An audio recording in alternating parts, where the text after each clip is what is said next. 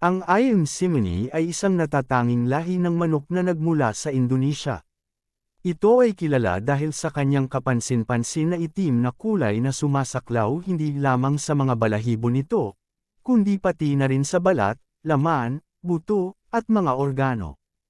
Narito ang ilang mahahalagang katangian ng Ayam Simony. 1. Kulay. Ang pinaka-distinctive na katangian ng Ayam Simony ay ang kanyang ganap na itim na kulay.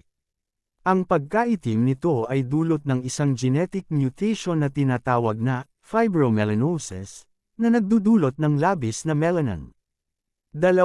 Hitsura. Bukod sa itim na kulay, ang Ayam Simony ay mayroon ding eleganteng hitsura, na may tuwid na tindig at maayos na hugis ng katawan.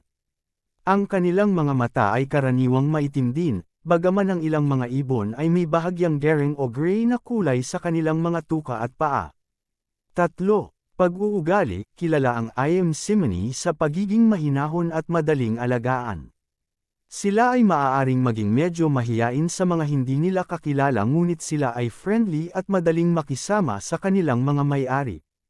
4. Produksyon. Sa kabila ng kanilang kakaibang hitsura, ang Ayam Simony ay hindi partikular na kilala bilang produktibo sa pag-itlog. Sila ay karaniwang nangingitlog ng mga 80 itlog bawat taon, na mas mababa kumpara sa ibang lahi ng manok. Ang mga itlog nila ay may light cream color. 5. Presyo. Dahil sa kanilang bihirang katangian at kagandahan, ang Ayam Simony ay maaaring maging mahal. Ang presyo ay maaaring mag-iba depende sa kadalisayan ng lahi at iba pang mga salig. 6. Kultural na kahalagahan. Sa Indonesia, ang Ayam Simony ay kadalasang itinuturing na mayroong mahiwagang katangian at ginagamit sa tradisyonal na mga ritual.